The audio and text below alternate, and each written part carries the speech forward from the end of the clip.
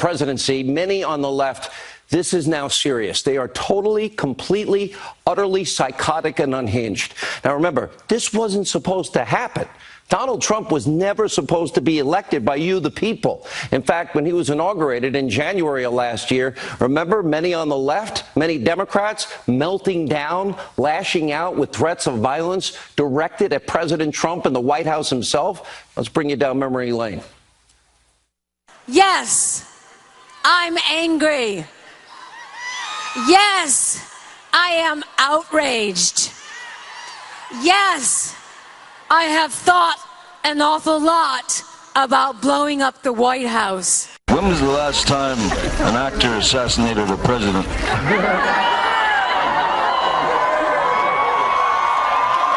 I want to clarify, I'm not an actor. I lie for a living. Just like Donald. However, it's been a while. And maybe it's time. Now just imagine for a second, this was said about Obama in the early months of him becoming president. And let's not forget about Kathy Griffin's bloody severed Trump head photo shoot, Robert De Niro fantasizing about punching the president in the face and telling him to F off every other day. Here is why, let me explain why this is all happening. The left, not only, they never expected Donald Trump to win. They never thought he'd be this successful. He is a threat to everything wrong about them. His success is the left's worst nightmare. In other words, they need Donald Trump to fail if the Democrats ever want to regain power. Well, that one's their power they're hoping for. They have to pray for failure. That means you fail. That means America fails. That means the forgotten men and women will continue to be forgotten. You know, Bill Maher, probably the only honest one, he's hoping for a recession. Really? Doesn't affect him. Now, here we are, 1.5 years into the presidency of Donald Trump. What do we see? In 500 days, the economy's booming. Record unemployment rates in 14 states. We have more jobs than people on unemployment. We have literally the lowest unemployment ever recorded for African Americans, Hispanic Americans, women in the workplace. We have the highest GDP growth in over a decade. We have the lowest tax cuts, the biggest tax cut we've ever had. We've had a demolishing of burdensome regulations. We had successful negotiations so far that are ongoing with North Korea. ISIS is defeated and on the run. The Iranian stupid deal of Obama's dead. Jerusalem, promised by so many presidents, is now the capital of Israel, and so much more.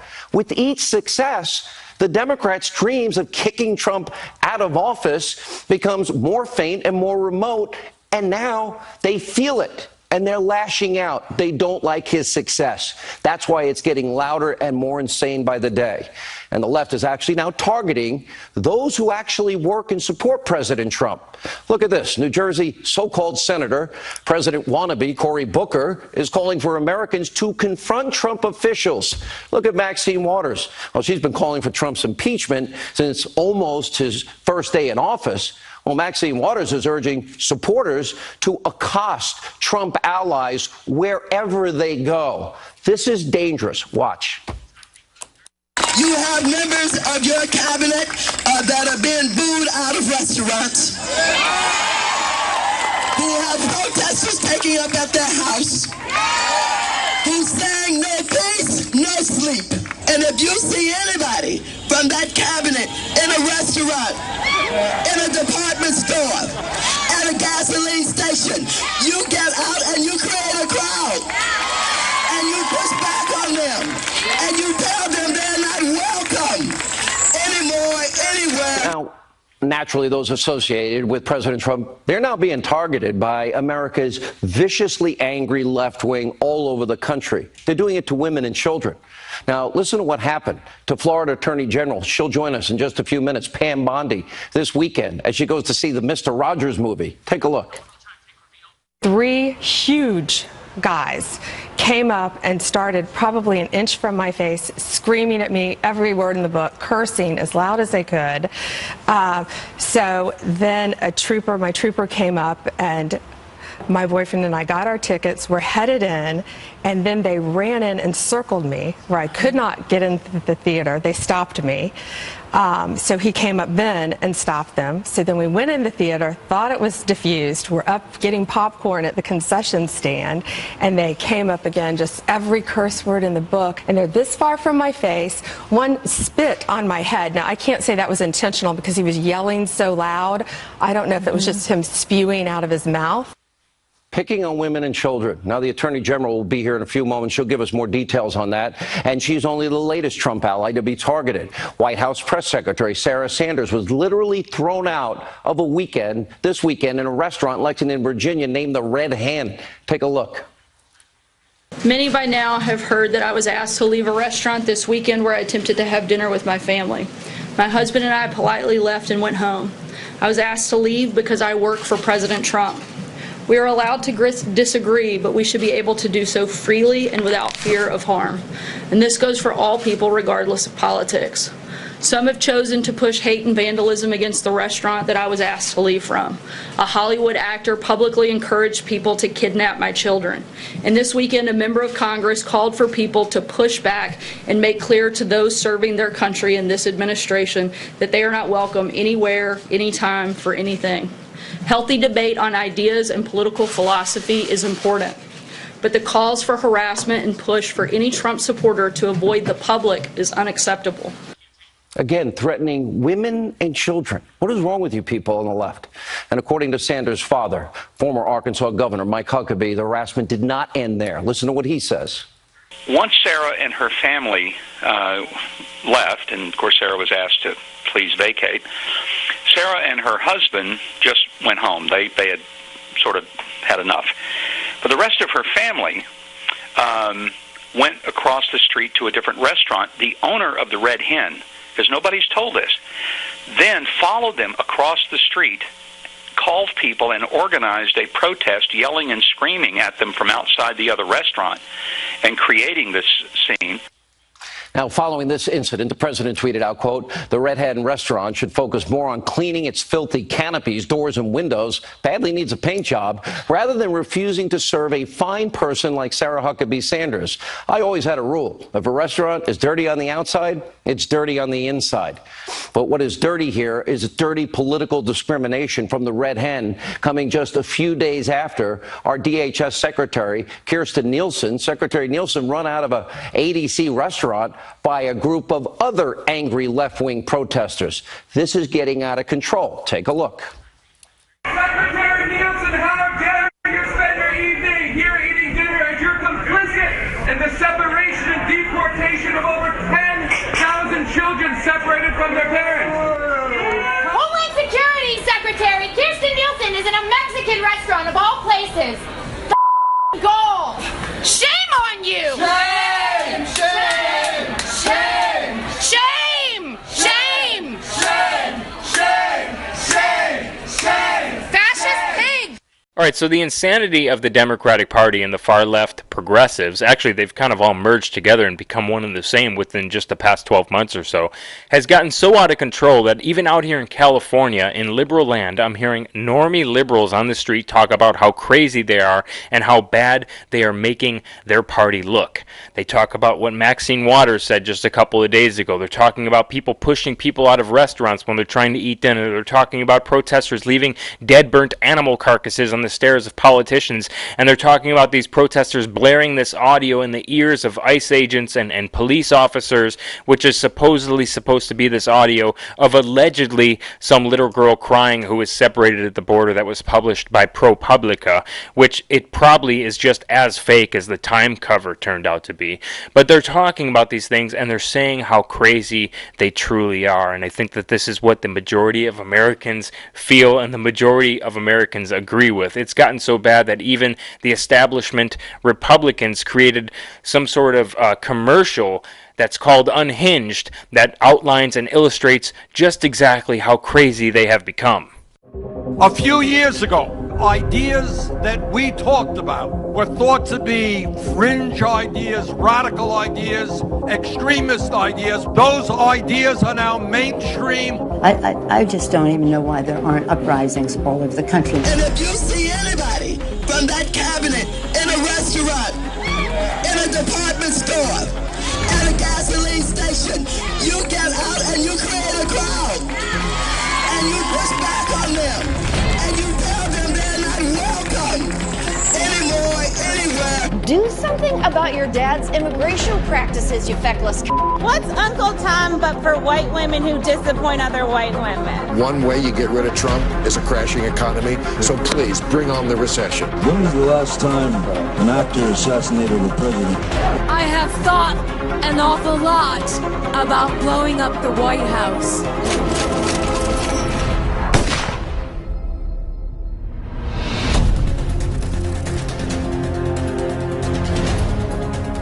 Now, most recently, just this morning, Elaine Chao and Mitch McConnell were bombarded at their house with that same audio that's probably fake, with protesters screaming in their faces, and Elaine Chao, Mitch McConnell's wife, stood up to them and started screaming back. It was quite hilarious, but here's that clip now. Why are you separating families? Huh? Why are you separating families? Why are you separating families? Why did you leave my husband alone? Why are you separating families? Why did you leave my husband alone? I'm not trying to disrespect you, but why is he separating families? He's not. I'm not trying to disrespect you. I'm not trying to disrespect you. He's separating families. He's separating forces. How does he sleep at night? How does he sleep at night? It is not a legal assignment. How does he sleep at night? Before that, we saw Sarah Sanders get kicked out of a restaurant. Then before that, we saw Secretary Nielsen get bullied out of a restaurant when she was just trying to eat dinner. Then we saw DHS police officers getting called a race traitor by white Antifa members. These people are supporting the fascist system, separating our community. Anybody want flyers? You're a race traitor. Get out of here. Anybody want flyers? You fucking hate your own people, please. Flyers for anybody? Shame on you. Shame on each and every one of you. Shame on you. Then we saw dead, burnt animal carcasses appear on the stairs of officials probably coming out of their house to take their children to daycare in the morning. Then we saw a Hollywood actor call for the actual brutal rape of Barron Trump. And then to wrap it all up, we saw Maxine Waters calling for all of this to continue. And if you see anybody from that cabinet in a restaurant, in a department store, at a gasoline station, you get out and you create a crowd. And all of this, altogether, is all over fake news. The audio recording is probably fake. The Time magazine was proven to be fake. The pictures that started all this were taken under the Barack Obama administration in 2014. And all of the propaganda that the media has been putting out since has proven to mostly either be hoaxes or way over-dramatized. Now, this is what the left party has become. They have become the party of open borders. And the wave still continues. It's not going to stop, nor should we want it to stop. An unrelenting stream of immigration, non-stop. They have become the party of abolishing ICE and the Border Patrol completely. To Immigration and Customs Enforcement, the agency whose job application is just a single question asking if the real hero of Schindler's List was the girl shouting, "Goodbye, Jews." If that criticism of ICE makes you sad, here's a proposal. Let's shut it the fuck down. They have become the party of repealing the Second Amendment. And take back the Second Amendment from these extremists. They have become the party of limiting the First Amendment to only speech that they agree with. They have become the party of anti-white rhetoric and white replacement. Whiteness is a form of racial oppression, sure. The suggestion is that it is somehow possible to separate whiteness from oppression, and it is not. There can be no white race without the phenomenon of white supremacy. If you abolish slavery, you abolish slaveholders. In the same way, if you abolish racial oppression, you do away with whiteness. Treason to whiteness is loyalty to humanity. Your views are fairly well received in academia. Yes, they're legitimate. Now, this is the hill that they're trying to die on before the November elections. Even though all polling shows that the majority of Americans want tighter border security, and all polling shows that the majority of Americans support the deportations that are happening. You see, the elite, who actually know what's going on here, who know what's kind of coming up out of the surface very soon, are not out there giving speeches at rallies advocating for the harassment of White House officials, politicians, and people wearing MAGA hats.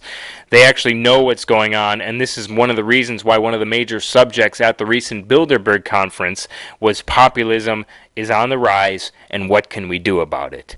You see, there's really not much you can do about it. When you attempt to destroy the borders of a nation, when you attempt to destroy the sovereignty of a nation, when you attempt to replace a culture and destroy a culture in certain nations, this is when populism happens. This is exactly what they're trying to do, and it's by design via mass immigration. In the case of America, mass immigration from the South, and in the case of Europe, mass immigration from African and Muslim countries. And this is the reason why populism is on the rise. It's almost as if they haven't learned anything throughout history. This is what happens every single time when you try to impose this sort of invasion that's happening. When you try to impose communism, the natural opposite dichotomous response is always fascism. So if they're extremely scared of fascism and always calling everyone fascists and Nazis, then if they keep doing what they're doing, they're not going to like the actual fascism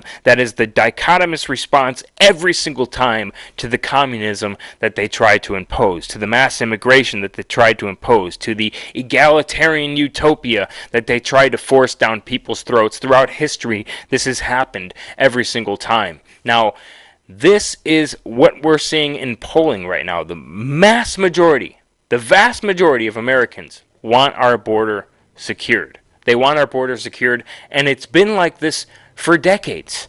It's nothing new. We heard Chuck Schumer back just a few years ago. When we use phrases like undocumented workers, we convey a message to the American people that their government is not serious about combating illegal immigration. We heard Dianne Feinstein just a few decades ago talk tough on immigration and how big of a problem it has become.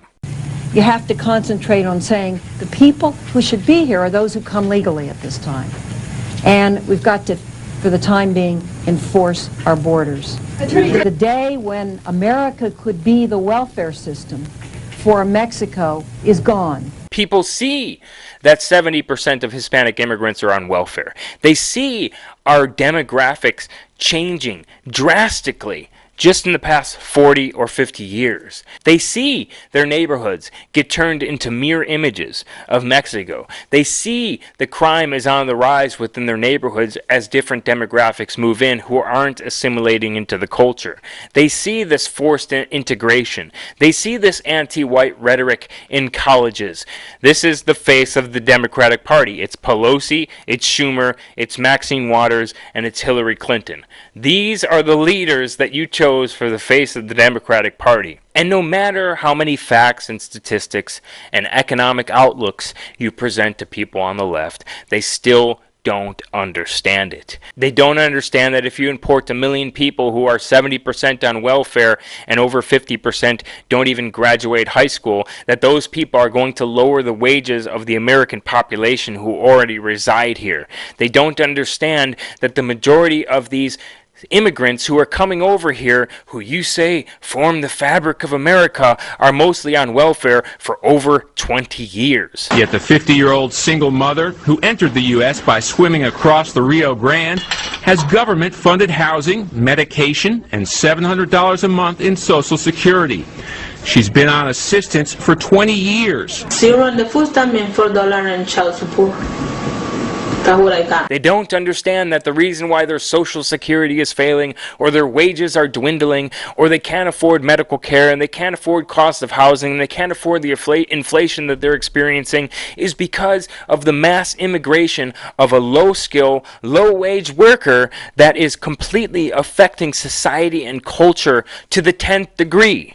The truth has been hidden from them in the name of political correctness. The truth has been hidden from them in the name of affirmative action. The truth has been hidden from them in the name of protecting minorities. The truth has been hidden from them in the name of positive impact and integration and assimilation and loving utopias. The truth has been hidden from them for so many decades, when really it's just under a guise of communism. This is what is going on, and some people see it, some people embrace it, and also play the game of protecting the minority, which is really just the modern day proletariat, and bashing the white male, which is just the modern day bourgeoisie and communism. And then others don't even know what's going on, and they're just being indoctrinated in their institutions for 10, 15, 20 years to believe in an ideology that will be destructive to their society in the end. I mean, you can't say that by the time we hit 450 million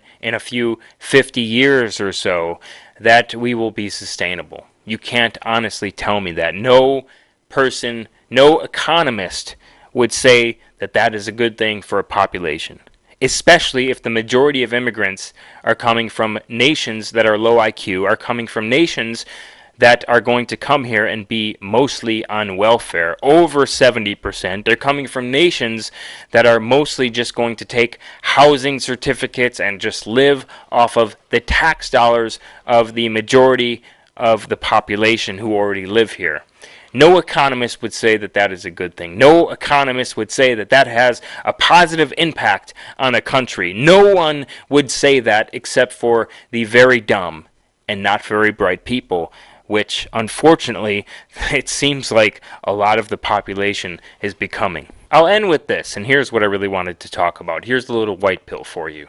As this is happening, we're seeing even the moderate liberal, as I said in the beginning of the video, move more towards the center line and edging more and more right every single day. We're seeing the independents move further right every single day from the polling that we've reviewed. We're seeing your standard run-of-the-mill conservative moving further right. I'm hearing people that I encounter on a daily basis saying that I didn't vote before. I didn't even vote for Trump, but I just registered to vote online last night because I want to vote in the midterm elections to stop this takeover from happening. I'm hearing that the normal conservative, the one